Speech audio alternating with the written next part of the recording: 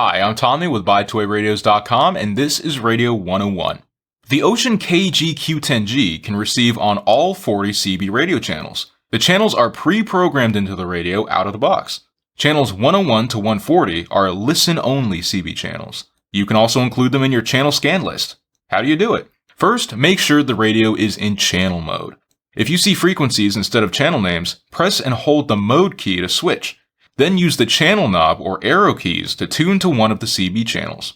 Next, press Menu to open the area menu. Scroll to Scan Add, which is menu option 20. It controls whether a channel is part of the scan list. Press Menu again, choose On to add the current channel, then Exit to save. Repeat those steps for any other CB channels you'd like scanned.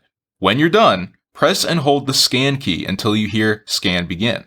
Your KG-Q10G will now check each added channel for activity, including the CB channels. By default, the CB channels are in AM mode, but they can be changed to FM by using the AM mode option in the area menu.